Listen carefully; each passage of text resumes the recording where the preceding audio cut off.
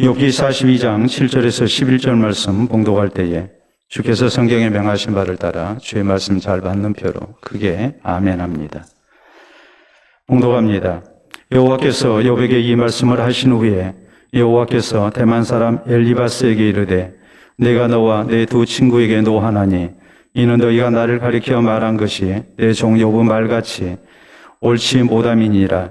그런즉 너희는 수소 7과 순양 7을 가지고 내 종 욥에게 가서 너희를 위하여 번제를 드리라. 내 종 욥이 너희를 위하여 기도할 것인즉 내가 그를 기쁘게 받으리니 너희가 우매한 만큼 너희에게 갚지 아니하리라. 이는 너희가 나를 가리켜 말한 것이 내 종 욥의 말같이 옳지 못함이라. 이에 대만 사람 엘리바스와 수아 사람 빌닷과 나아마 사람 소발이 가서 여호와께서 자기들에게 명령하신 대로 행하니라. 여호와께서 욥을 기쁘게 받으셨더라. 욥이 그의 친구들을 위하여 기도할 때 여호와께서 욥의 공경을 돌이키시고 여호와께서 욥에게 이전 모든 소유보다 갑절이나 주신지라.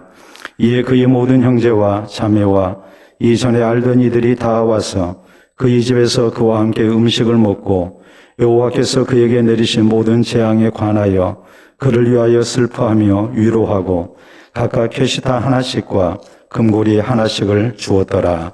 아멘.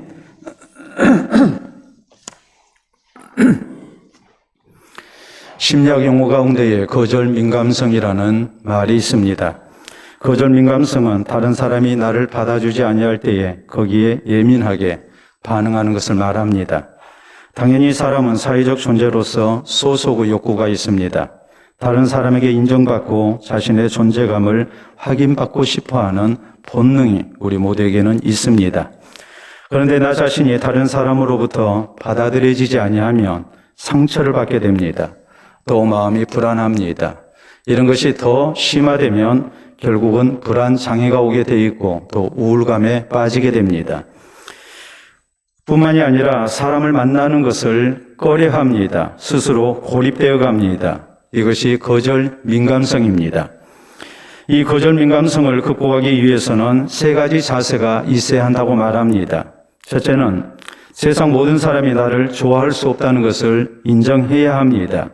그러므로 어떤 사람이 나를 거절할 때에 그것은 비정상이 아니라 당연하다고 우리는 받아들여야 합니다. 너무 민감하게 생각해서는 안 된다는 뜻입니다. 두 번째로는 내가 거절당했다고 해서 당장의 모든 것이 끝나는 것은 아니다라고 생각해야 합니다. 거절당한 결과를 절망적으로 받아들여서는 안 된다는 말입니다.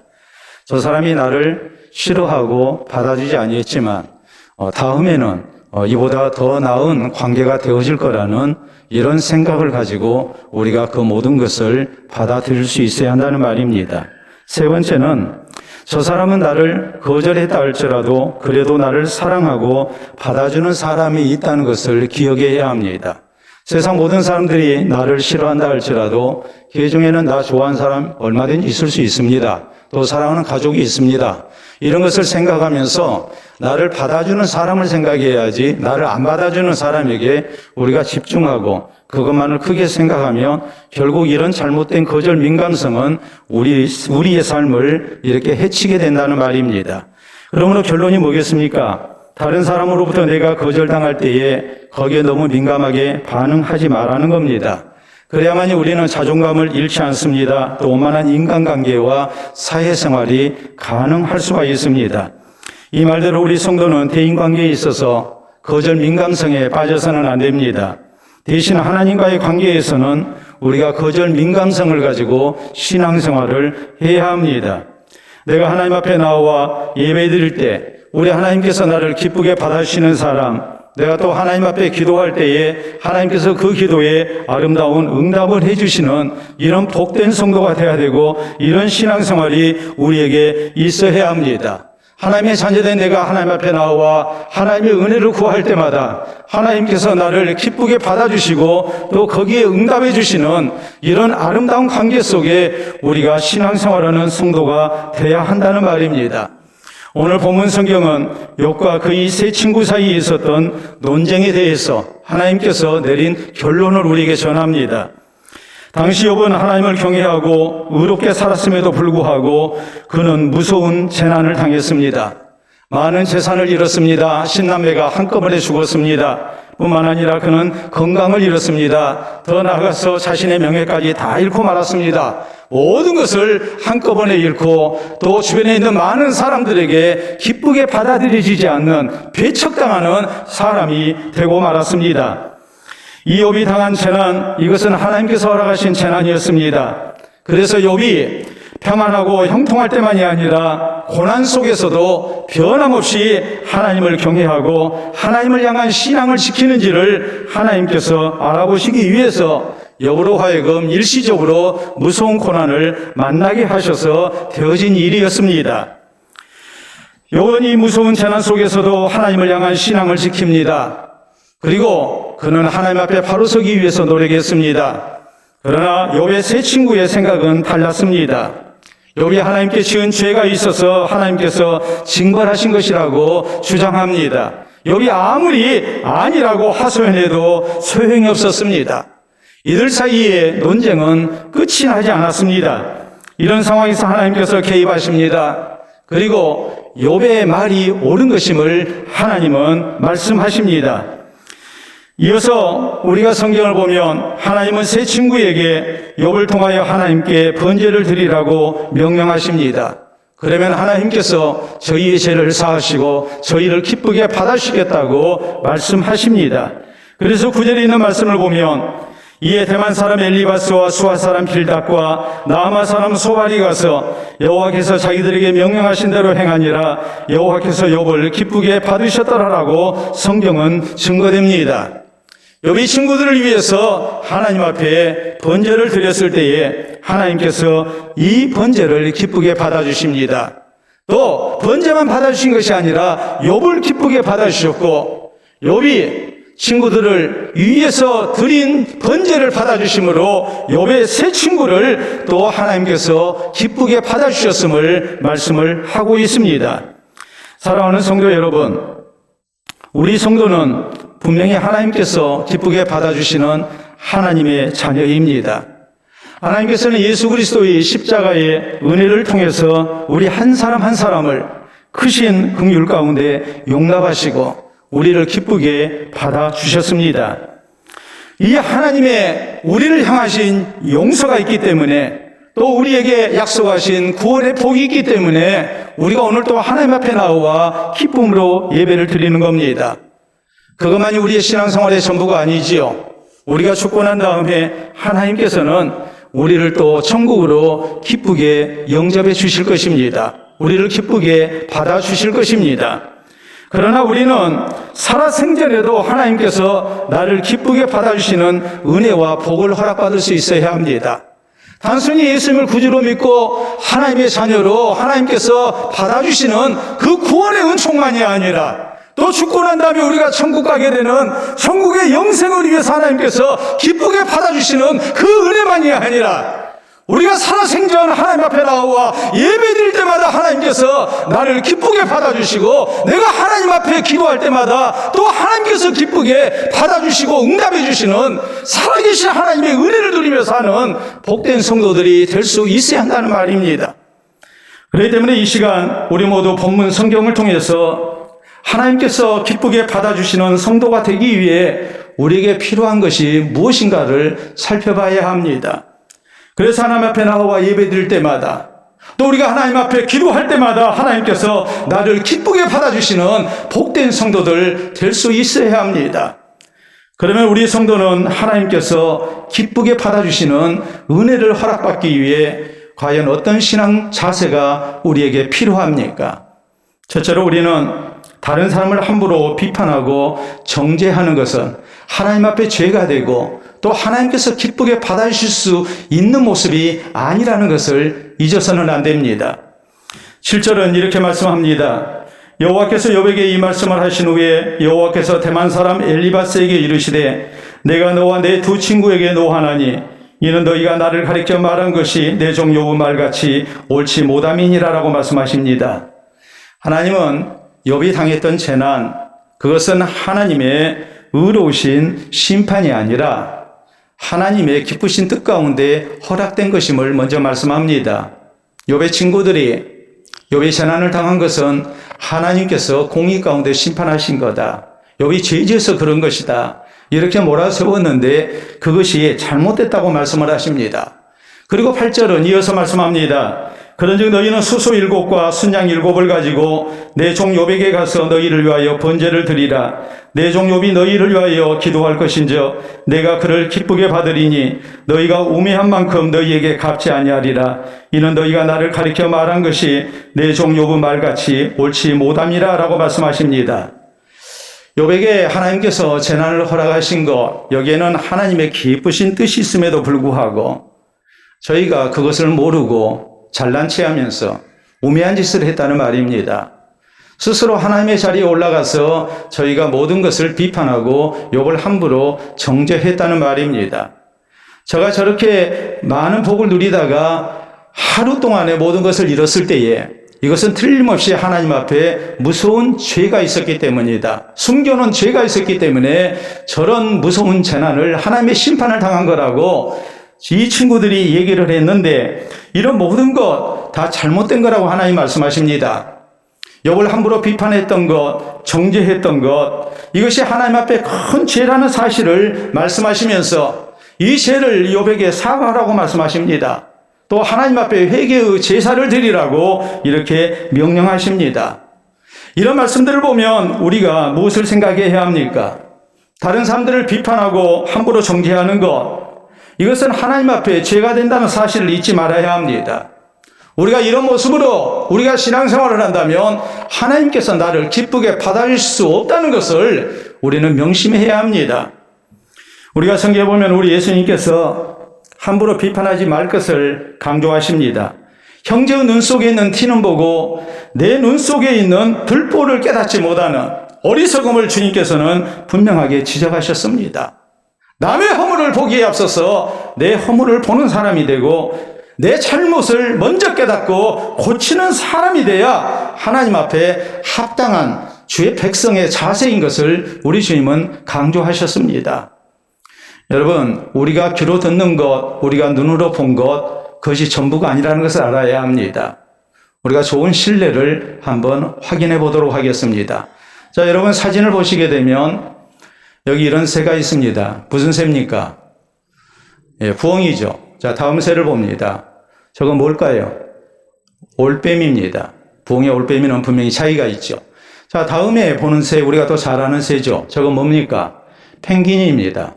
자, 부엉이와 올빼미와 펭귄의 공통점이 무엇일까요? 여러분 생각하면 얼른 떠오르는 모습이 있죠. 사진으로 여러분 보셨지만은 숏다리입니다. 다리가 짧죠. 우리는 저 새 종류의 새는 모두가 다 다리가 짧다고 생각합니다. 겉으로 보기에는 그렇습니다. 실상을 우리가 확인해 보도록 하겠습니다. 자, 부엉이 다리가 숏다리입니까? 롱다리입니까? 롱다리죠. 강하고 튼튼한 다리를 가지고 그래서 사냥감을 이렇게 사냥합니다. 다음에 올빼미 보도록 하겠습니다. 올빼미 다리 짧아요? 짧은 것 같아요? 아니면 긴 것 같아요? 길죠. 절대 우리가 생각하는 것만큼 그렇게 짧은 다리가 아닙니다. 펭귄을 볼 거예요. 펭귄이 바다에 점프할 때의 모습입니다. 다리가 길죠. 저게 다가 아닙니다. 다음 사진 보도록 합니다. 여러분, 저것은 엑스레이로 찍은 어떤 새의 모습입니다. 어떤 새의 모습을 엑스레이로 찍은 사진 같습니까? 펭귄이죠. 펭귄의 다리가 짧은 다리가 아닙니다. 저게 지금 앉아있는 모습입니다. 사람으로 얘기하자면. 저걸 만약에 폈다고 생각을 해보세요. 길죠? 목을 보세요. 목은 얼마나 깁니까? 우리가 생각할 때 펭귄은 몸뚱아리만 있고 목도 없고 다리는 겨우 발바닥만 있는 새처럼 생각하기가 쉽습니다. 결코 아닙니다. 다시 말하자면 눈에 보이는 것이 다가 아니고 숨겨진 진실이 있다는 것을 우리가 알아야 한다는 사실입니다. 우리가 모든 진실을 다 알 수 있는 게 다입니다. 그렇기 때문에 우리는 뭐 해야 합니까? 함부로 판단하고 함부로 비판하고 함부로 정죄하는 일 있어서는 안 됩니다. 하나님만이 모든 진실을 아시는 것이지 사람이 모든 진실을 알 수 있는 게 아닙니다. 작년 8월 부산지법에서 이런 재판 결과가 나왔습니다. 그래서 크게 보도가 됐습니다. 초등학교 자녀 생일 파티 모임에서 한 엄마가 다른 엄마에게 어떤 학부모를 비방했습니다. 사실이 아니었습니다. 그런데 입에서 입으로 소문이 퍼지기 시작했습니다. 결국에 이 사람은 명예훼손죄로 기소가 돼서 재판을 받았습니다. 벌금이 무려 500만 원 선고가 됐습니다. 다른 사람을 함부로 비판한 것, 이것은 법적 책임을 져야 한다는 것을 깨닫게 하고 우리에게 아주 경각심을 불러일으키는 사건이 됐음을 언론은 보도합니다. 그러나 사랑하는 성도 여러분, 우리 성도가 다른 사람을 함부로 비판하고 정죄하는 것, 이것이 단순히 법적 책임만을 지는 일이라고 생각해서는 안 됩니다. 그보다는 우리 성도는 이것이 하나님 앞에 죄가 된다는 사실을 명심해야 합니다.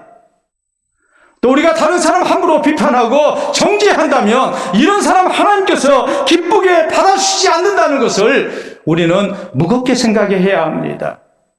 내가 그 사람 함부로 비판하고 정죄했습니다. 그 사람 몰아냈습니다. 그 사람을 내가 받아주지 아니했습니다. 그러나 이런 모습이 결국에 나로 하여금 하나님 앞에 내가 나아갈 때 하나님께서 나를 기쁘게 받아주지 아니하시는 그런 모습이 된다는 사실을 우리는 기억해야 합니다. 그리고 함부로 다른 사람 비판하고 정죄해서는 안 됩니다. 그래서 우리가 하나님 앞에 나와 예배 드릴 때에 또 하나님 앞에 우리가 기도할 때에 하나님께서 우리를 기쁘게 받아주시는 은혜가 우리에게 있기를 바랍니다. 둘째로, 하나님께서 나를 기쁘게 받아주시는 사람이 되려면 우리는 다른 사람 용서하며 살아야 합니다. 9절은 말씀합니다. 이에 대만 사람 엘리바스와 수아 사람 빌닷과 나아마 사람 소발이 가서 여호와께서 자기들에게 명령한 대로 행하니라. 여호와께서 욥을 기쁘게 받으셨더라라고 말씀합니다. 하나님께서는 욥의 세 친구에게 욥을 함부로 비판하고 정죄한 죄를 지적하십니다. 그리고 욥에게 재물을 줘서 하나님께 자신들의 죄를 위해 기도해달라고 부탁하게 하셨습니다. 그러면 하나님의 용서가 있고 하나님께서 기쁘게 받아주시겠다고 말씀하십니다. 저희는 욥을 함부로 비판하고 정죄한 일 때문에, 이 죄 때문에 하나님께서 저희를 기쁘게 받아주시지 아니한 사람들입니다. 그러므로 하나님께서는 욥에게 가서 사과하고 용서를 받고 난 다음에 욥이 하나님 앞에 저희를 위해서 용서해달라고 번제를 드리도록 하신 것입니다. 그러면 하나님께서 저희를 기쁘게 받아주신다고 말씀을 하십니다. 욥이 이들의 사과를 받아들입니다. 저희가 하나님의 말씀에 깨끗이 순종하고 욥에게 자신들의 죄를 시인하고 사과하고 용서를 구했을 때에 욥은 저희를 용서했습니다. 자기들을 대신해서 하나님 앞에 제사를 드려달라고 부탁했을 때에 욥은 그 모든 것을 다 받아줬습니다. 깨끗이 용서한 가운데 저희를 위해 하나님 앞에 제사드리며 기도합니다. 그럴 때 하나님께서 궁극적으로 욥을 기쁘게 받아주셨다고 말씀합니다. 10절은 뭐라고 말씀합니까? 욥이 그의 친구들을 위하여 기도할 때 여호와께서 욥의 공경을 돌이키시고 여호와께서 욥에게 이전 모든 소유보다 갑절이나 주신지라라고 말씀합니다. 욥이 하나님의 명령대로 순종해서 기쁘게 친구들을 용서했을 때에 하나님께서 욥을 기쁘게 받아주십니다. 저를 회복시켜 주십니다. 갑절의 복을 허락하십니다. 우리 성도는 하나님께서 기쁘게 받아주시는 사람 되기 위해 우리에게 무엇이 필요할까 했을 때에 그것은 다른 사람을 용서하며 사는 것이라는 것을 우리는 잊지 말아야 합니다. 우리 예수님께서 주기도문을 통해서 우리가 우리에게 죄 지은 자를 사하여 준 것 같이 우리 죄를 사하여 주시옵시고 이렇게 하나님 앞에 기도하게 하십니다. 우리의 죄가 용서받기 위해서 우리는 다른 사람을 먼저 용서하는 것이 있어야 함을 말씀하십니다. 이런 주기도문을 가르쳐 주시고 난 다음에 주님께서 강조하신 말씀이 있습니다. 너희가 사람의 잘못을 용서하면 너희 하늘 아버지께서도 너희 잘못을 용서하시려니와 너희가 사람의 잘못을 용서하지 아니하면 너희 아버지께서도 너희 잘못을 용서하지 아니하시리라라고 말씀하십니다. 우리가 구원받은 하나님의 백성으로서 마땅히 다른 사람의 죄를 용서하고 저희를 받아주는 사람이 되어야 한다는 말이에요. 그래야 하나님께서 우리의 허물과 죄를 용서하시고 우리를 받아주시고 우리의 기도가 응답될 수 있음을 주님께서는 강조하셨습니다. 우리가 잘 아는 스데반 집사, 초대 예루살렘 교회의 신실한 지도자였습니다. 저는 예수 그리스도의 복음을 충성스럽게 증거하다가 사람들에게 박해를 받아서 돌에 맞아 순교합니다. 스데반 집사가 순교의 제물이 될 때 성경은 이런 사실을 우리에게 남깁니다.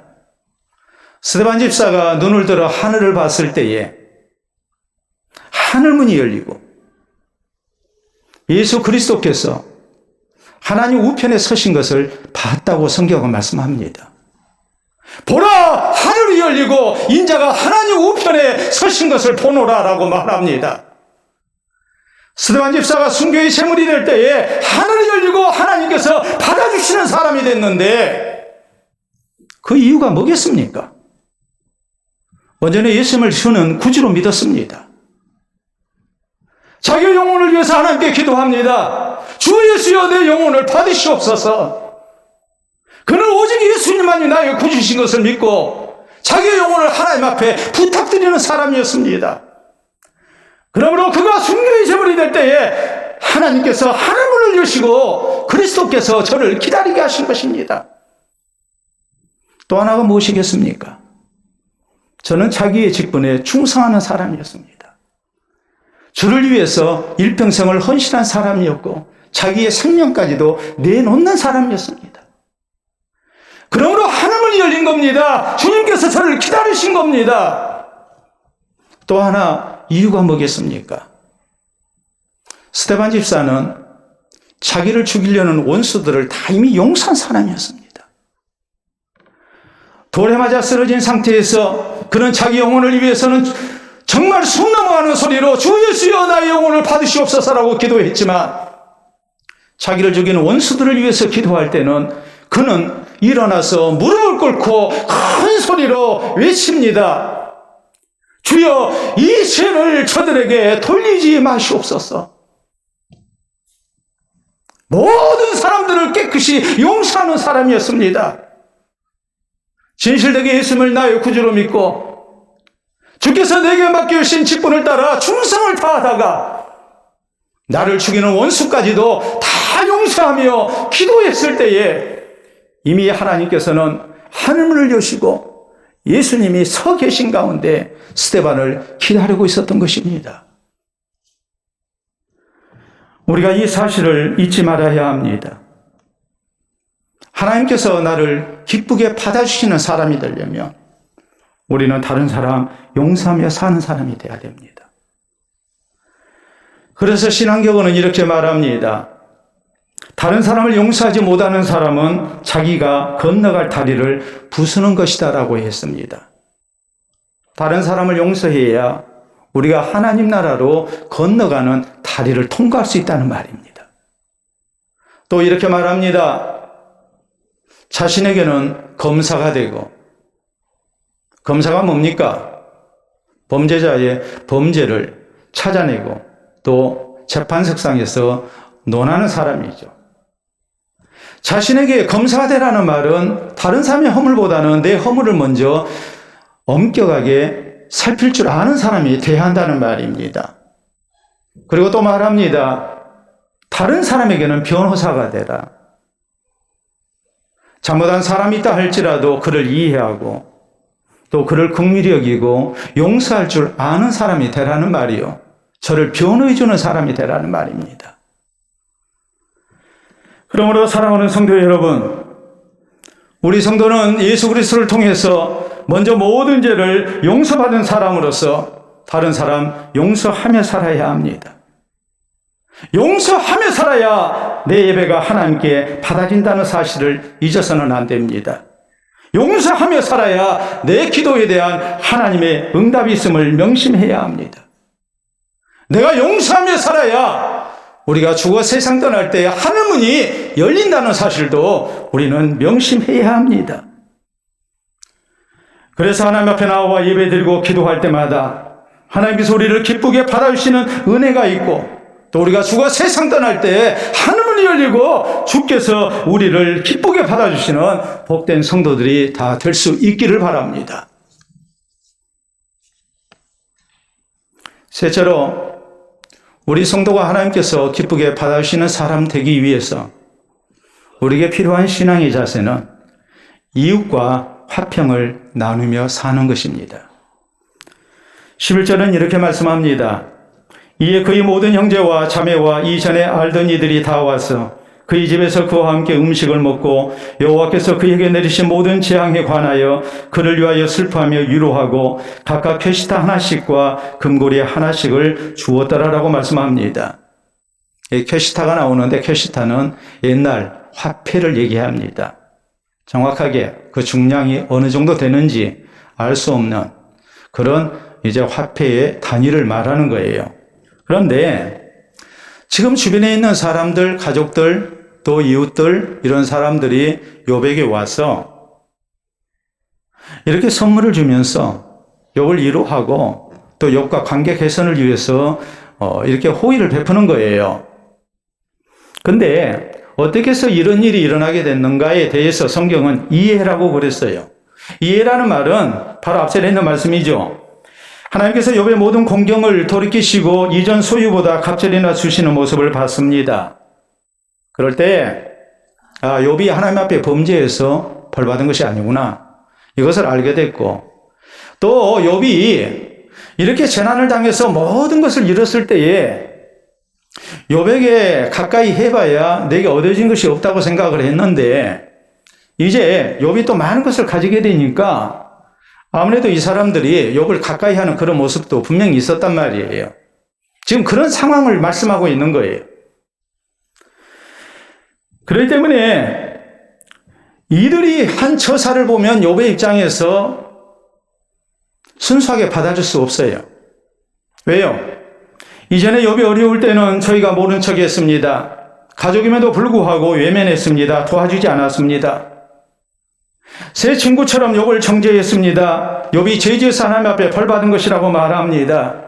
철저히 가정에서 욥을 왕따시켰고 또 그 동네에서 사회에서 욥을 왕따시키며 매장시켰습니다. 그런데 욥이 하나님께 다시 복을 받는 모습을 보고 욥을 찾아옵니다. 다시 이전처럼 가까이 합니다. 어찌 보면 욥의 입장에서 굉장히 서운하고 괘씸한 일입니다.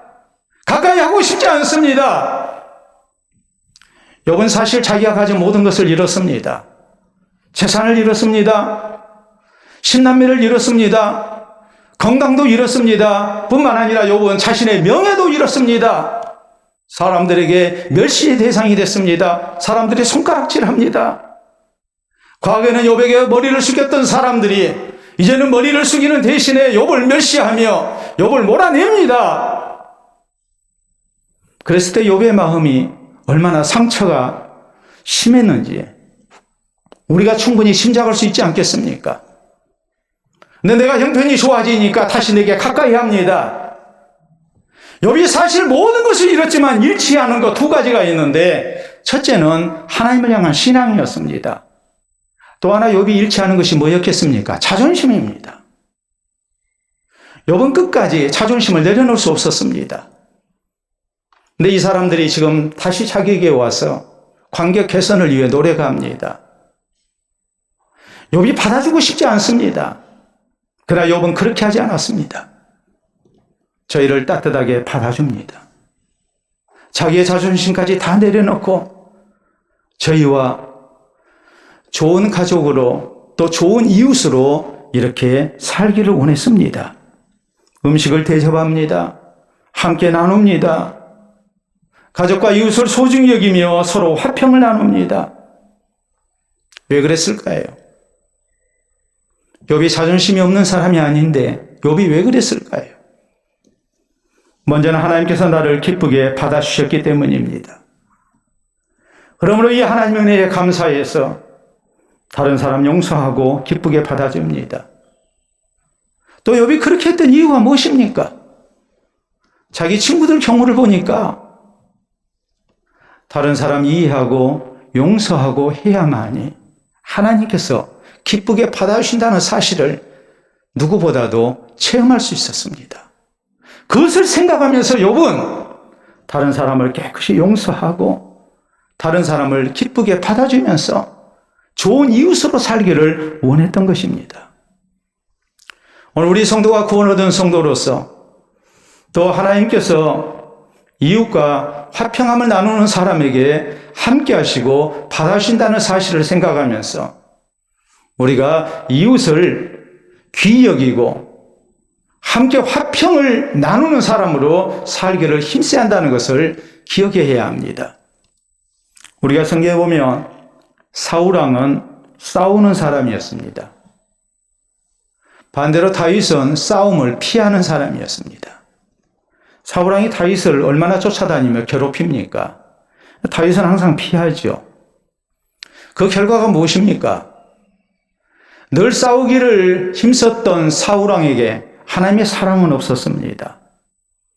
그의 기도에 하나님이 응답하시지 않았습니다. 그러나 다윗은 하나님이 사랑하십니다. 그의 기도에 하나님 응답해 주십니다. 우리가 시편 35편 13절에 있는 말씀을 보면 다윗은 이렇게 기도합니다. 나를 괴롭히는 원수들이 병들었을 때에 굵은 베옷을 입으며 금식하여 내 영혼을 괴롭게 하였더니 내 기도가 내 품으로 돌아왔도다.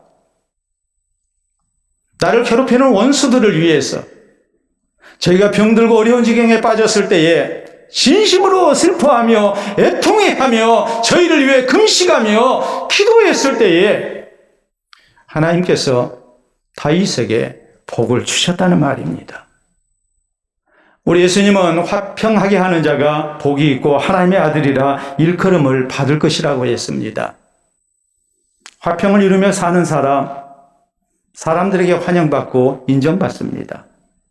또 이런 사람 하나님께서 기쁘게 받아주시는 사람이 될 수 있다는 말입니다.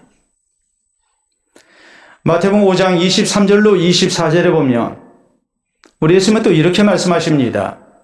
예물을 제단에 드리려다가 거기서 내 형제에게 원망 들을 만한 일이 있는 것이 생각나거든 예물을 제단 앞에 두고 먼저 가서 형제와 화목하고 그 후에 와서 예물을 드리라.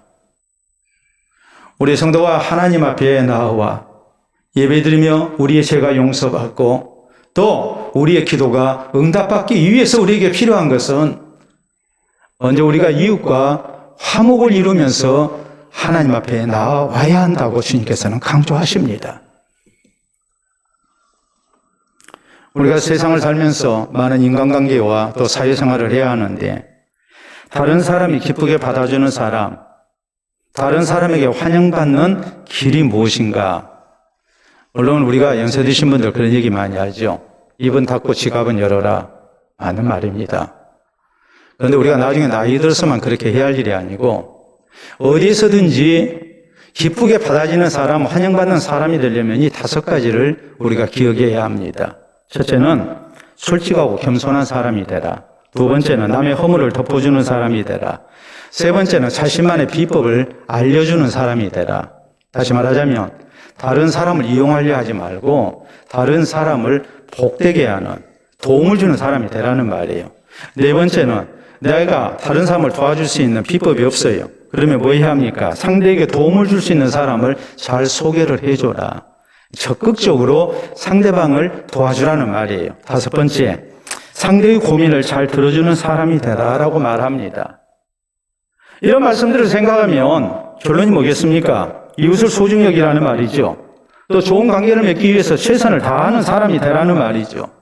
그러면 어디서든지 환영받고 모든 사람들이 기쁘게 받아주는 사람이 된다는 말입니다. 그런데 사랑하는 성도 여러분, 사람만이 그러는 게 아니에요.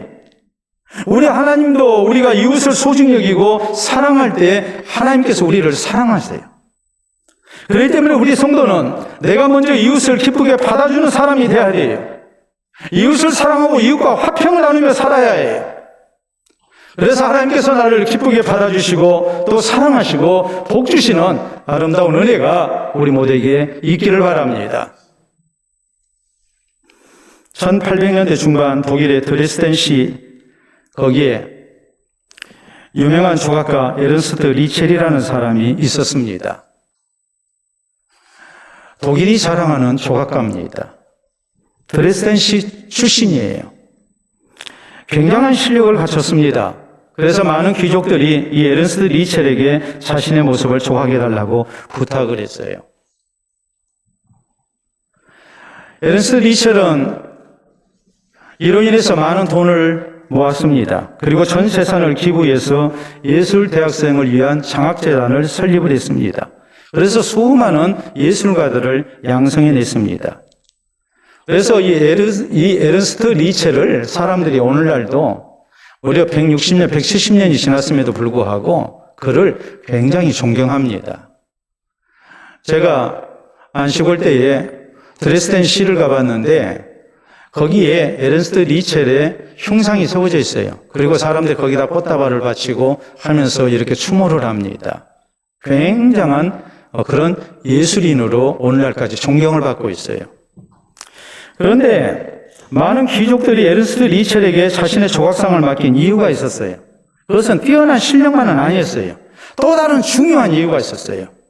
그것은 뭐냐면 이 에른스트 리첼은 귀족들의 키나 얼굴을 주문한 사람이 마음에 딱 들게 조각을 해주는 거예요.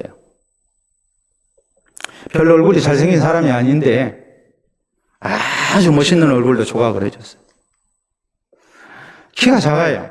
그러면은 큰 키로 이렇게 조각을 해줬어요. 실물보다도 훨씬 나은 모습으로 해줬어요. 그래서 에른스트 리첼을 뭐라고 얘기하냐면 오늘날 포토샵의 원조라고 얘기를 합니다. 여러분 사진 찍고 난 다음에 포토샵이라고 그러죠. 이리저리 손 보면은 눈도 커지고 사진 찍을 때 180cm로 만들어주고 하잖아요.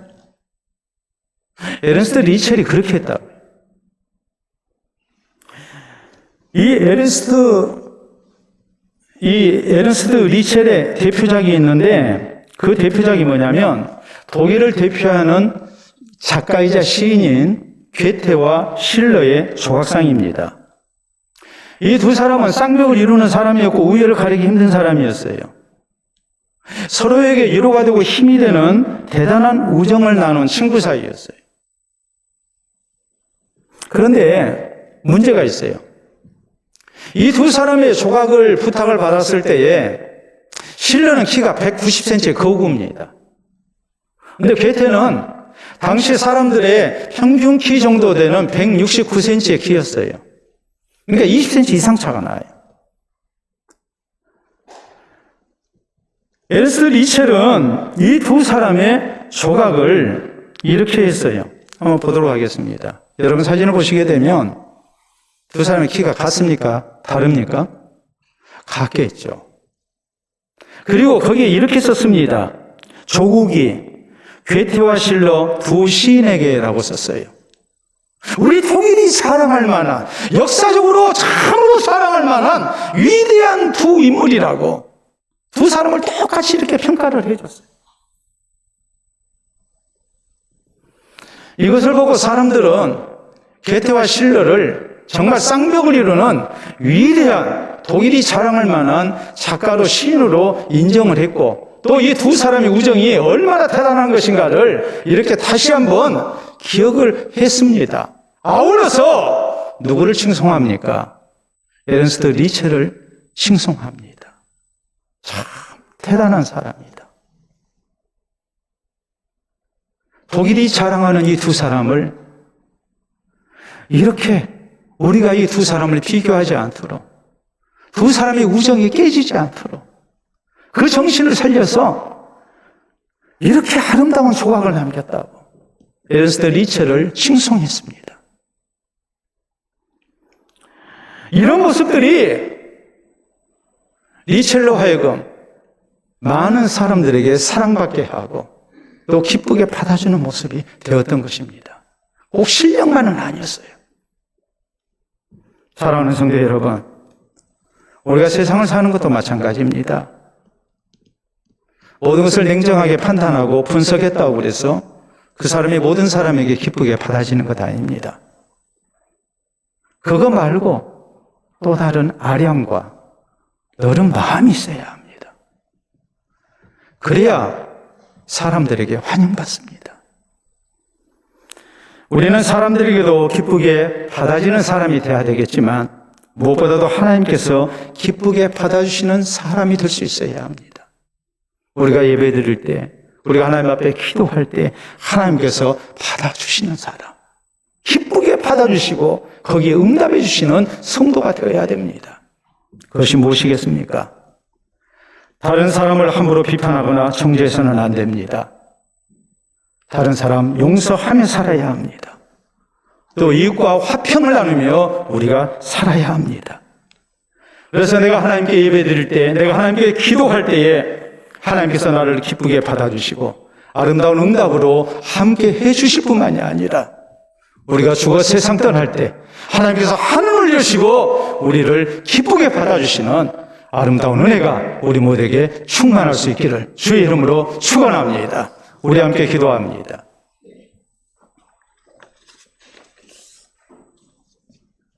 오늘 나는 하나님께서 기쁘게 받아주시는 사람입니까?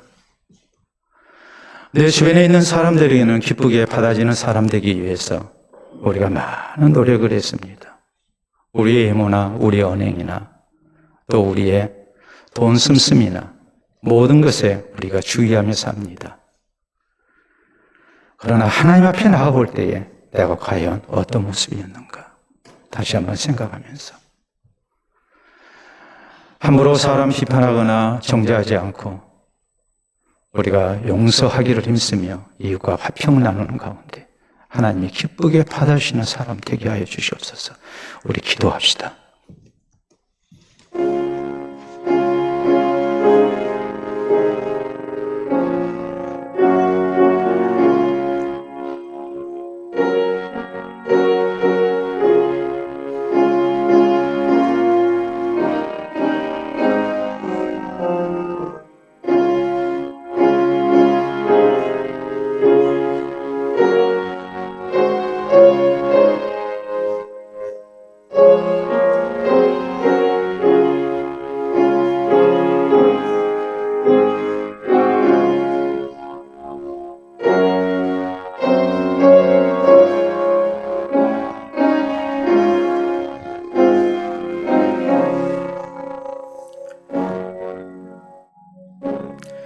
참으로 좋으신 우리 아버지 은혜를 진심으로 감사합니다.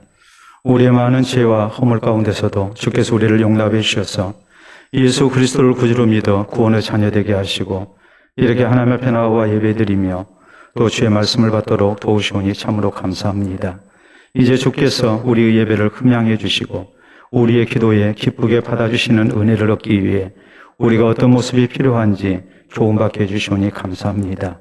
사랑하는 성도들 더욱더 신실한 모습으로 우리가 살아가기를 힘쓰기를 원합니다. 함부로 다른 사람 비판하거나 정죄하지 않게 하시고 다른 사람 용서하며 살게 하시고 이웃과 화평을 나누며 살게 하여 주시옵소서. 사람들에게도 기쁘게 받아지는 사람 되게 하시고 하나님께도 기쁘게 받아들여지는 사람들 되게 해 주시옵소서. 주께서 받아주시는 가운데에 예배를 통하여 베푸시는 하나님의 은총을 누리게 하시고 또한 기도를 통하여 하나님께서 가장 선히 응답해 주시는 응답도 받게 하여 주시옵소서. 어디서든지 하나님의 사람으로 기쁘게 받아들여지게 하시고 많은 사람들에게 복을 끼치는 하나님의 사람으로 살아가게 하여 주시옵소서.